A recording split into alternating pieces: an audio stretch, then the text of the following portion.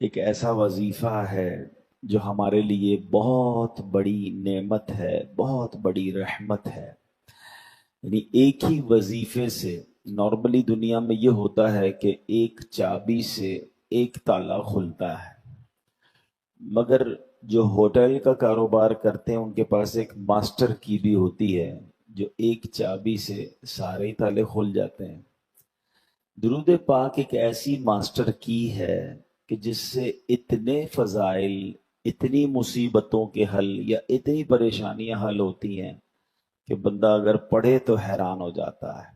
یعنی ہوتا ہے نا، لوگوں میں کہتے ہیں بھائی کوئی روزی میں برکت کا وظیفہ دے دیں، کوئی کہتا ہے صحت کے لیے وظیفہ دے دیں، کوئی کہتا ہے جناب فلاں کام ہو جائے، اولاد کے لیے وظیفہ۔ الگ الگ وظائف، الگ الگ چیزیں ہوتی ہیں، مگر درود پاک کو اگر ہم غور سے دیکھیں اور جو حدیثوں میں اس کے فضائل آئے ہیں تو دنیا، آخرت، روزی، اولاد، پریشانیاں، تمام چیزوں کے لیے، یعنی اتنی لمبی لسٹ ہے کہ سبحان اللہ، درود پاک سے وہ مسائل حل بھی ہوتے ہیں اور مصیبتیں آسان بھی ہوتی ہیں۔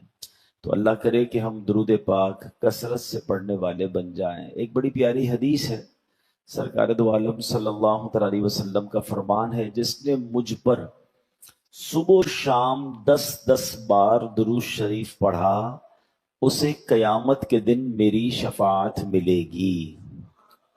اب 10 10 بار درود پاک میں کتنی دیر لگتی ہے؟ الصلاۃ والسلام علیک یا رسول اللہ، یہ بھی درود پاک ہے۔ صلی اللہ تعالی علی محمد صلی اللہ علیہ وسلم، یہ بھی درود پاک۔ مختصر درود پاک بھی ہیں، تھوڑے طویل درود پاک بھی ہیں، لیکن فضیلت کیا ہے کہ سرکار دو عالم علیہ السلام فرماتے ہیں اس سے بروز قیامت میری شفاعت ملے گی۔ تو پھر کیوں نہ ہم درود پاک کثرت سے پڑھیں۔ اور یہ تو ایسا وظیفہ ہے کہ کہتے ہیں نا، جتنا گڑ ڈالو گے اتنا میٹھا ہوگا۔ تو جتنا پڑھتے جائیں گے اتنے مسئلے حل ہوتے جائیں گے، اتنی پریشانیاں انشاءاللہ دور، اور نامہ اعمال میں نیکیوں کا انبار لگ جائے گا۔ آئیے مل کر درود پاک پڑھ لیں۔ صلو علی الحبیب صلی اللہ تعالی علی محمد صلی اللہ علیہ وسلم۔ اللہ قرآن مجید میں فرماتا ہے لن تنالوا البر حتی تنفقوا مما تحبون۔ اے اللہ فرماتا ہے تم ہرگز بھلائی کو نہیں پہنچ سکتے جب تک اپنی سب سے پیاری چیز راہ خدا میں خرچ نہ کرو۔ بھلائی تک پہنچنا ہے تو کون سی چیز خرچ کرنی ہے؟ پیاری چیز، اچھی چیز جو آپ کی فیورٹ ہے، مزہ اس میں ہے۔ اچھا، صحابہ کرام علیہ رضوان نے جب یہ سنا نا، یہ آیت سنی، ان کا ریئیکشن کیا تھا؟ ایک صحابی آئے، کہتے ہیں حضور میری ساری پراپرٹی میں سب سے پسند مجھے یہ باغ ہے، میں یہ باغ اللہ کی راہ میں صدقہ کرتا ہوں۔ ایک صحابی ہے، کہتے ہیں میرے حضور بہت ساری میرے پاس سواریاں ہیں، یہ گھوڑا مجھے سب سے زیادہ پسند ہے، میں یہ اللہ کی راہ میں دیتا ہوں۔ بیسٹ چیزیں لے کر آئے صحابہ۔ سبحان اللہ، قرآن کا یہی تو کمال ہے، ساری چیزوں کو اس آیت میں کور کیا گیا ہے۔ اگلی آیت میں کیا فرمایا کہ شیطان تمہیں محتاجی کا اندیشہ دلاتا ہے۔ بھائی جب بھی آپ اللہ کی راہ میں خرچ کریں گے نا، شیطان دماغ میں کیا خیال لائے گا؟ بھائی اتنے خرچ کرے گا تو کم ہو جائیں گے، محتاجی آ جائے گی، فقیری آ جائے گی، پیسے کم ہو جائیں گے۔ اچھا، یہ جو شیطان جب بھی اللہ کی راہ میں خرچ کرنے پر محتاجی کا خوف دلاتا ہے نا، انہی لوگوں کے ہم نے یہاں دیکھا کہ بچوں کی شادی میں یا دیگر جگہوں پر کروڑوں روپے خرچ ہو رہے ہوں گے، مگر جب اللہ کی راہ میں خرچ کرنے کی باری آئے گی، نہیں نہیں کم ہو جائیں گے، سمجھ لو کہ یہ شیطان کا بارہ۔ یہ تو قرآن فرما رہا ہے، دوبارہ سن لیجئے۔ اللہ فرماتا ہے الشیطان یعدکم الفقر ویأمرکم بالفحشاء۔ فرمایا شیطان تمہیں محتاجی کا اندیشہ دلاتا ہے اور بے حیائی کا حکم دیتا ہے۔ پہلے اللہ کی راہ میں خرچ نہیں کرنے دیتا اور برے کاموں میں لگا رہا ہے، پھر فرمایا واللہ یعدکم مغفرہ، اللہ تبارک و تعالی تم سے بخشش، مغفرتم منہ و فضل، اور اپنے فضل کا وعدہ فرماتا ہے۔ ادھر شیطان محتاجی بتا رہا ہے، ادھر رب مغفرت کی طرف بلا رہا ہے، ادھر رب عز و جل کی طرف سے فضل کا وعدہ ہے۔ پھر فرمایا واللہ واسع علیم، اللہ وسعت والا، علم والا ہے۔ تو ہمیں یہ سوچنا ہے کہ شیطان کے ان وسوسوں میں نہ آئیں۔ شیطان تو کہے گا کہ بھائی محتاج ہو جاؤ گے، حدیث پاک کا مضمون ہے، اللہ کریم کے پیارے حبیب صلی اللہ تعالی علیہ وسلم فرماتے ہیں کہ میں قسم کھا کر کہتا ہوں اللہ کی راہ میں خرچ کرنے سے مال کم نہیں ہوتا۔ تو یہ بات طے ہے کہ جو خرچ کرتے ہیں ان کا مال کم نہیں ہوتا۔ اچھا، اس آیت میں جہاں یہ ہماری تربیت کی گئی کہ اللہ کی راہ میں گھٹیا مال نہ دو، بہترین مال دو، اچھا مال دو، وہاں اسی آیت میں ہمیں یہ بھی سمجھایا گیا کہ زمین میں سے جو اللہ نے تمہیں عطا کیا اس میں سے بھی کچھ دیں، ٹھیک ہے؟ اب یہاں زمینداروں سے خطاب ہے۔ یاد رکھیے نبی کریم علیہ الصلوۃ والسلام نے فرمایا ہر اس شے میں جسے زمین نے نکالا اس میں عشر ہے یا نصف عشر ہے۔ پاکستان کو زرعی ملک کہا جاتا ہے، ہمارا 60-70% آبادی دیہی آبادی ہے جہاں فصلیں اگائی جاتی ہیں، مگر عشر دینے کے حوالے سے بہت کمزوری ہے۔ یاد رکھیے زکوٰۃ کے تو کئی سارے طریقہ کار بھی ہیں اور اس کی شرائط بھی ہیں کہ مال بھی ہو، سال پورا بھی ہو گیا ہو، صاحب نصاب بھی ہو، قرضہ وغیرہ بھی مائنس ہوگا، پوری تفصیل ہے نا، اس کے بعد جا کر زکوٰۃ ہے، وہ بھی 2.5%۔ لیکن زمین کے معاملے میں ایسا نہیں ہے، جو بھی فصل نکلے گی اس پر عشر دینا ہی ہوگا، آپ چاہے قرضے میں ہیں۔ لیکن جب زمین سے اللہ نے یہ پیداوار دی ہے، ہاں اس کی تفصیل ضرور ہے کہ کتنا دینا ہوگا۔ اب حدیث پاک سے اس کو مزید سمجھ لیں۔ حضرت جابر رضی اللہ تعالیٰ عنہ سے روایت ہے کہ رسول اللہ صلی اللہ تعالیٰ علیہ وسلم نے ارشاد فرمایا جن زمینوں کو دریا اور بارش سیراب کرے، یعنی ڈائریکٹ بارش سے پانی مل رہا ہے یا دریا سے پانی مل رہا ہے، تو ان میں عشر یعنی 10واں حصہ دینا واجب ہے، اور جو زمینیں اونٹ کے ذریعے سیراب کی جائیں ان میں نصف عشر یعنی 20واں حصہ 5% دینا ہے۔ یعنی آج کی زبان میں سمجھاؤں تو اگر آج کسی کی ایسی زمین ہے کہ جہاں اس کو موٹر ویل یا پمپ لگا کر یا خرچہ کر کے پانی نہیں دینا، بلکہ بارشیں اتنی ہو جاتی ہیں کہ فصل چل پڑتی ہے یا نہر کا پانی خود ہی آ جاتا ہے، تو وہاں تو اس کو 10واں حصہ دینا ہوگا۔ یعنی دوسرے لفظوں میں کہ اگر 100 من اناج نکلا تو اس کا 10 من اسے اللہ کی راہ میں خرچ کرنا ہوگا، جو بھی اس کے مستحق ہیں۔ ہاں اگر خود پانی پہ پیمنٹ خرچ کی ہے، پمپ لگائے ہیں، موٹریں لگائی ہیں، ٹیوب ویل ہے، تو اس پر پھر 5% دینا ہوگا۔ اس کی بھی ایک پوری تفصیل ہے۔ لیکن میں ایک عجیب سی بات کہنے جا رہا ہوں، میں نے اس پہ کیلکولیشن کی ہے کہ آج ہم کہتے ہیں کہ جناب پاکستان میں بہت غربت ہے، اسلام کا نظام دیکھیے اتنا خوبصورت یہ نظام زکوٰۃ اور نظام عشر ہے، اگر صرف ہم اس کو فالو کر لیں۔ حضرت عمر بن عبدالعزیز رضی اللہ عنہ ایک عظیم شخصیت گزرے ہیں، آپ نے صرف 2.5 سال حکومت کی تھی، ٹھیک ہے، بہت بڑے ایریا پر، اور آپ کے دور میں بتایا جاتا ہے کہ ایک وقت ایسا آ گیا، ایسا نظام عدل قائم کیا کہ لوگ زکوٰۃ لے کر نکلتے تھے مگر زکوٰۃ لینے والا کوئی نہیں ہوتا تھا۔ ایسا وقت مسلمانوں نے دیکھا ہے۔ آپ یقین کریں گے میری اپنی کیلکولیشن یہ ہے کہ پاکستان میں اس وقت یہ وقت آ چکا ہے کہ واقعی اگر جس کے اوپر جتنی زکوٰۃ بنتی ہے، ٹھیک ہے، جو مالدار ہیں، بزنس مین ہیں یا دیگر پیسے والے، وہ اور بالخصوص سارے کسان، سارے زمیندار اپنا عشر ادا کر دیں اور زکوٰۃ والے زکوٰۃ ادا کر دیں، آپ کو سورس لگانی پڑے گی کہ یار مجھے کوئی زکوٰۃ لینے والا تو بتاؤ، پیسے پڑے ہوئے ہیں کہاں دوں زکوٰۃ۔ زکوٰۃ نہیں دے رہے لوگ، اور زکوٰۃ سے زیادہ عشر نہیں دے رہے، کیونکہ اگر آپ پاکستان کی ٹاپ کراپس کو کیلکولیٹ کر لیں، انٹرنیٹ پر موجود ہے، جو سمجھدار لوگ ہیں کبھی بیٹھیے گا انٹرنیٹ پر سرچ کیجئے the top 10 crops of Pakistan, Pakistan کی سب سے زیادہ ہونے والی کراپس، اس کی کوانٹٹی بھی بتاتا ہے انٹرنیٹ کہ بھئی 2023 میں کتنا چاول، کتنا گندم، کتنا گنا، جو بھی ہماری ٹاپ فصلیں، آپ ان کا 10% نہیں 5% بنا دیں، چلے 10% کسی کے اوپر ہے، کسی کے اوپر 5% ہے، ٹریلینز آف روپیز بن جائے گا، خربوں روپے، اتنا عشر بنتا ہے جو سب پر دینا ضروری تھا۔ کہاں ہے اگر وہ دیا جا رہا ہے تو؟ اگر وہ دیا جائے تو غریب نہیں بچتے۔ یہ ہے میرا اور آپ کا اسلام، ہم اسلام کو فالو نہیں کرتے اور ہم کہتے ہیں جناب معاملات ٹھیک نہیں ہو رہے، غربت ختم نہیں ہو رہی، مہنگائی ختم نہیں ہو رہی. ہماری شریعت نے جو ہم پر لازم کیا ہم صرف اس کو فالو کر لیں. اچھا مزے کی بات یہ ہے جو بھی عشر دیتا ہے، جو بھی زکوٰۃ دیتا ہے، بھائی اس کا مال بھی کم نہیں ہوتا. یا تو یہ ہوتا نا یار خربوں روپے نکل جائیں گے تو امیر لوگ کہیں گے ہمارے پیسے کم ہوگا، ہوں گے نہیں. اور یہ پروفڈ ہے.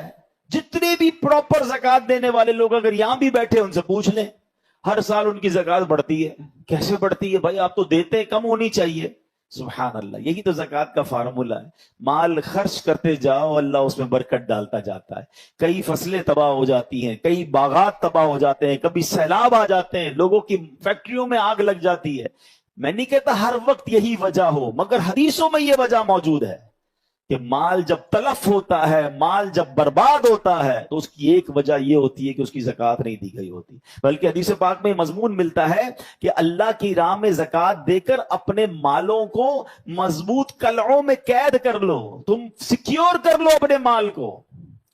تو پلیز جتنے لوگ مجھے سن رہے ہیں جن کے اوپر بھی زکوٰۃ بنتی ہے، اس میں سستی نہ کیا کریں.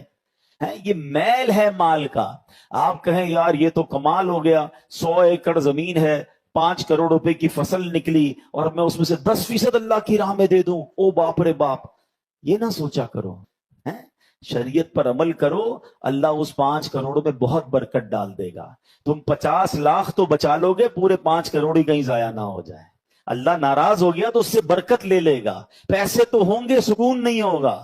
تو یہ قرآن کی یہ آیت ان زمینداروں کو بھی بتا رہی ہے کہ جو زمین سے نکلتا ہے اس کا بھی حق ادا کیا جائے. تو کاش یہ باتیں ہمیں سمجھ آ جائیں کہ قرآن کے اس حکم پر ہم نے عمل کرنا ہے کہ پہلے تو اللہ کی راہ میں بہترین دینا ہے، گھٹیا نہیں دینا ہے. ٹھیک ہے. نمبر 2، پورا دینا ہے اور ڈرنا نہیں ہے. قرآن نے کہہ دیا شیطان تمہیں محتاجی کا خوف دلائے گا، شیطان تمہیں محتاجی کے لیے تمہیں وسوسے ڈالے گا. ہمیں شیطان کے وسوسوں میں نہیں آنا ہے. اور بہرحال میرے پیارے اسلامی بھائیوں، ایک اور بات سمجھنی ہے کہ ان تمام چیزوں میں جو مال کے معاملات ہیں اس میں صرف حلال کمانا ہے. حرام روزی کو آپ نے شامل کیا، آپ کی ساری برکت چلی جانی ہے، دعائیں قبول نہیں ہونی ہیں، مشکلوں میں اضافہ ہو جانا ہے. پیسوں میں تو اضافہ ہو جائے گا، شاید اکاؤنٹ میں پیسے بھی آپ کو زیادہ نظر آئیں گے، 2-4 گاڑیاں بھی زیادہ نظر آئیں گی، مگر بلیو کریں آپ کی مشکلوں میں اضافہ ہو جائے گا، آپ کی ٹینشنوں میں اضافہ ہو جائے گا. ہمیں کیا کرنا ہے اس پیسے کو جو ہمیں سکون سے سونے نہ دے. اچھا یہاں سکون مل بھی گیا اور اگر آخرت میں مار پڑنی ہے تو کہاں جائیں گے؟ قرآن میں رب فرماتا ہے یا ایھا الذین آمنوا کلوا من طیبات ما رزقناکم واشکروا للہ ان کنتم ایاہ تعبدون. اللہ فرماتا ہے اے ایمان والو ہماری دی ہوئی ستھری چیزیں کھاؤ اور اللہ کا شکر ادا کرو اگر تم اسی کی عبادت کرتے ہو. اصل میں پرابلم کیا ہے؟ شیطان پھر دل میں یہ بات ڈال دیتا ہے کہ یار ٹھیک ہے میں تھوڑی بہت ڈنڈی مارتا ہوں، حرام کماتا ہوں، جھوٹ بولتا ہوں، یہ سود کا کام یا ملاوٹ کا کام کرتا ہوں، میں اس کے بعد صدقہ بھی تو دیتا ہوں، میں مسجد میں بھی دے دیتا ہوں، میں غریب کی شادی بھی کرا دیتا ہوں. تو یہ لیول ہو جاتا ہے جہاں میں نے غلط کمایا اب اللہ کی راہ میں خرچ بھی کر لیا. یہ بہت بڑا شیطان کا وار ہے. آخری بات سن لیجئے، حدیث پاک میں آتا ہے اے لوگو اللہ پاک ہے اور وہ پاک چیز کے سوا اور کسی چیز کو قبول نہیں کرتا. اور اللہ تعالیٰ نے مسلمانوں کو وہی حکم دیا ہے جو رسولوں کو حکم دیا تھا. تو اے میرے پیارے اسلامی بھائیوں یہ یاد رکھیے اللہ پاک ہے اور پاک ہی قبول کرتا. یہ بھول ہے کہ میں حرام کما کر صدقہ کروں گا تو قبول ہو جائے گا. کبھی کسی نے اللہ کی بارگاہ میں ناپاک تحفہ بھیجو گے تو کیا وہ قبول ہوگا؟ وہ نہیں قبول ہوگا. آپ حلال کمائیں اور حلال کمائی سے صدقہ و خیرات کریں، اچھے کاموں میں خرچ کریں، پھر ملٹیپلیکیشن دیکھیے گا. تو بہرحال آج جو قرآن پاک کی سورہ بقرہ کی 2 آیتیں ہم نے پڑھی، ہم نے سمجھی، اس میں خوبصورت پیغام تھا کہ اے ایمان والو اللہ کی راہ میں بہترین مال خرچ کرنا ہے، شیطان کے وسوسوں میں نہیں آنا، زمیندار اپنا عشر پورا ادا کریں اور گھٹیا مال خرچ نہ کریں. اور ایھا الذین آمنو اے ایمان والو، اس کو انجوائے کیا کرو، اس پہ شکر ادا کیا کریں. الحمدللہ ہم ایمان والے ہیں. قرآن نے آپ سے اور مجھ سے بات کی ہے. قرآن میں کئی مقامات پر کافروں سے بات کی گئی ہے، کئی مقامات پر یا ایھا الناس کہہ کر، اے لوگوں کہہ کر بات کی گئی ہے. مگر سبحان اللہ، کم و بیش 89 یا 90 ٹائمز اللہ نے براہ راست آپ سے اور مجھ سے بات کی ہے. اے ایمان والو، اے ایمان والو، او یو بلیورز، یا ایھا الذین آمنوا، اے اللہ تیری مہربانی، تو نے ایمان والا بنایا ہے. خوشی ہے نا کہ اللہ نے ایمان والا بنایا. اور رب اب ایمان والوں سے کیا فرما رہا ہے؟ اے ایمان والو غور سے سنو. اللہ فرماتا ہے اے ایمان والو، اپنی پاک کمائیوں میں سے اور اس میں سے جو ہم نے تمہارے لیے زمین سے نکالا ہے، اللہ کی راہ میں کچھ خرچ کرو. اور خرچ کرتے ہوئے خاص ناقص مال دینے کا ارادہ نہ کرو، حالانکہ اگر وہی تمہیں دیا جائے تو تم اسے چشم پوشی کیے بغیر قبول نہیں کرو گے. اور جان رکھو اللہ بے پرواہ حمد کے لائق ہے. شیطان تمہیں محتاجی کا اندیشہ دلاتا ہے اور بے حیائی کا حکم دیتا ہے، اور اللہ تم سے اپنی طرف سے بخشش اور فضل کا وعدہ فرماتا ہے، اور اللہ وسعت والا، علم والا ہے. سبحان اللہ. ایک آیت میں اتنا کچھ ہمیں سکھایا گیا ہے اگر ہم سمجھنے والے بنے. اس کا شان نزول کیا ہے، اس کا بیک گراؤنڈ کیا ہے، یہ آیت کب نازل ہوئی اور یہ کس وجہ سے نازل ہوئی. بعض لوگوں کے بارے میں آتا ہے کہ وہ صدقات میں، اللہ کی راہ میں خرچ کرنے میں خراب مال دیا کرتے تھے، گھٹیا مال دیا کرتے تھے. ان کے بارے میں یہ آیت نازل ہوئی اور فرمایا گیا کہ اللہ تعالیٰ کی راہ میں اپنا کمایا ہوا پاکیزہ اور صاف ستھرا مال دیا کرو، نیز زمین کی پیداوار سے بھی راہ خدا میں خرچ کیا کرو، اور اللہ تعالیٰ کی راہ میں ناقص، گھٹیا اور ردی مال نہ دیا کرو. جب تم اللہ تعالیٰ سے اچھی جزا چاہتے ہو تو اس کی راہ میں مال بھی اعلیٰ درجے کا دیا کرو. یعنی جب اللہ سے اچھی تمہیں طلب ہے تو اس کی راہ میں جب خرچ کرنا ہے تو مال بھی اچھا خرچ کیا کرو. پھر فرمایا غور کرو کہ جس طرح کا گھٹیا مال تم راہ خدا میں دیتے ہو، اگر وہی مال تمہیں دیا جائے تو کیا تم قبول کرو گے؟ پہلے تو قبول ہی نہ کرو گے. اگر قبول کر بھی لو تو کبھی خوش دلی سے نہ لوگے، بلکہ دل میں برا مناتے ہوئے لوگے. تو جب اپنے لیے اچھا لینے کا سوچتے ہو تو راہ خدا میں خرچ کیے جانے کے بارے میں بھی اچھا ہی سوچو. بہت سے لوگ خود تو اچھا استعمال کرتے ہیں، لیکن جب راہ خدا میں دینا ہوتا ہے تو ناقابل استعمال اور گھٹیا قسم کا مال دیتے ہیں. ان کے لیے یہ آیت میں عبرت ہے. اگر کوئی چیز فی نفسی ہی تو اچھی ہے مگر آدمی کو خود پسند نہیں ہے، اب وہ دے رہا ہے تو کوئی بات نہیں، لیکن جہاں چیز اچھی نہیں ہے اور اس کو اس نے پسند بھی نہیں ہے، وہ جب اللہ کی راہ میں دے رہا ہے تو اس پر اسے غور کرنا چاہیے. تو اب اس ایک آیت کا جو شان نزول ہے وہ کیا سمجھ آیا کہ اللہ کی راہ میں جب دینا ہے اچھا مال دینا ہے. اس لیے نہیں دینا کہ اب میرے کام کا نہیں ہے تو پھر میں اللہ کی راہ میں دے دوں. نارملی ہمارے ہاں یہی پرابلم ہے. یہ پہلے زمانے کے لوگوں کے لیے آیت نازل ہوئی، مگر آج کا زمانہ بھی دیکھیں تو اللہ کی راہ میں دینے کے لیے کون سا مال ہم دیتے ہیں؟ یار میرے لیے اب یہ کپڑے پرانے ہو گئے ہیں، پھٹنے لگے ہیں، چلو اللہ کی راہ میں دے دو.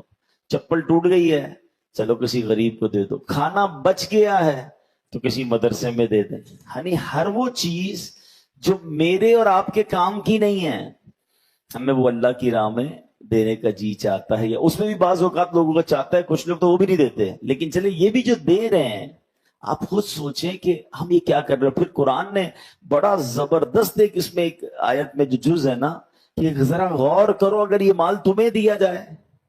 یعنی تھوڑی دیر کے لیے غور کریں کہ جو کھانا، جو کپڑے، جو بھی مال ہم اللہ کی راہ میں دے رہے ہیں، اللہ فرماتا ہے اگر وہ تمہیں دیا جائے تو تم قبول کر لو گے، تمہیں اچھا لگے گا. اچھا قبول کرو گے بھی تو دل سے قبول نہیں کرو گے. قرآن کیا کہتا ہے کہ اگر یہ مال تمہیں دیا جائے تو تم اسے چشم پوشی کیے بغیر قبول نہیں کرو گے، یعنی دل اچھا نہیں فیل کرے گا. یعنی ہم اللہ کی راہ میں وہ دے رہے ہیں جو مجھے اگر کوئی دے تو مجھے غصہ آ جائے. اب سوچیں, اب ذرا امیجن کرتے جائیں, جتنے لوگ یہاں مجھے سن رہے ہیں, ہمارا دیا ہوا صدقے کا مال جس طرح کا ہم دیتے ہیں, مجھے کوئی دے تو مجھے کیسا لگے گا؟ کچھ لوگ جب یہ راشن وغیرہ بٹتے ہیں تو راشن بھی گھٹیا, بعض اوقات تو بیچارہ غریب آدمی گھر جا کے وہ راشن کھولتا تو کہتا ہے یہ کیسا راشن دے, کیا خود کھاتے ہیں ایسا؟ غور کریں, تھوڑا دیں مگر کمال کا دیں, اچھا دیں. دیکھیں پہلے ایک بات سمجھیں, میرا اور آپ کا اللہ کی راہ میں خرچ کرنا اللہ کو تھوڑی پہنچتا ہے. کیا معاذ اللہ میرا کھانا میرے کپڑے اللہ کے پاس جاتے ہیں؟ ادھر دل دیکھا جاتا ہے, یہ بندے کی نیت کیسی ہے, مجھ سے محبت کتنی ہے, میری راہ میں خرچ کرنے کے لیے گھٹیا, بیکار, پھینکنے والا. اچھا اب بہت سارے لوگ کہہ رہے ہوں گے کہ یار ایسا تو نہیں ہے, ہم ایسا ہر کوئی تو نہیں کرتا.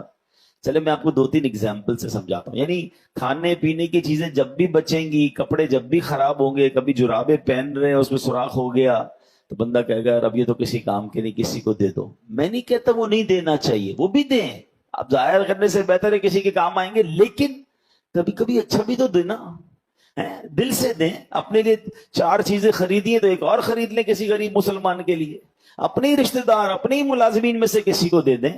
کبھی ایسا نہیں ہو سکتا کہ ہمارے گھر میں کھانا بنے تو اس سے پہلے کہ ہم کھائیں وہی کھانے میں سے اسی انداز کا کھانا نکال کر اپنے کسی ملازم, کسی پڑوسی, کسی رشتہ دار کو دے دیا جائے؟ ضروری ہے کہ پہلے میں کھا لوں پھر بچ جائے اور مجھے لگے کہ اب میں نہیں کھاؤں گا اور میرے کام کا نہیں ہے اور اب میں کسی کو دوں؟ اس میں کتنا فرق ہے اور اس میں کتنا فرق ہے. کیسی دل سے دعا نکلے گی کسی کو اگر آپ ایسا دیں گے تو. اب ذرا غور کریں, صرف یہ کھانے پینے میں نہیں ہے, ایک عجیب سی جس کو کہتے ہیں نا راہ خدا میں جب بھی دینے کی بات آئے گی تو شیطان ہم سے ڈنڈی لگواتا ہے. اب مثال کے طور پر اگر جمعے میں یا کسی جگہ پر اعلان ہوا کہ جناب اللہ کی راہ میں خرچ کریں, بازو کا ڈبہ مسجد میں ہمارا سامنے آتا ہے یا جھولی وغیرہ آتی ہے. اب آپ غور کریں, ہمارے جیب میں 50-50 کے 2 نوٹ ہیں یا 100-100 کے 2 نوٹ ہیں یا 10 روپے کے 2 نوٹ ہیں, جس کی جیسی حیثیت. آج حضرت نے کہا کہ چلو سخاوت دکھاتے ہیں, آج مسجد کے چندے میں پیسے ڈالتے ہیں. ایک کڑک نوٹ ہے اور ایک پرانا نوٹ ہے. سچ بتائیں مسجد کے ڈبے میں لوگ کون سا نوٹ ڈالتے ہیں؟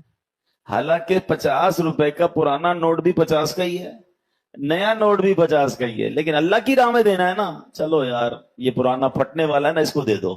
یعنی آپ سوچیں کہ جب جب اللہ کی راہ میں دینا ہے ہمیں کیوں ہی اندر سے آواز آتی کہ یار یہ جو کام کرنی ہے نا یہ والا دے دو.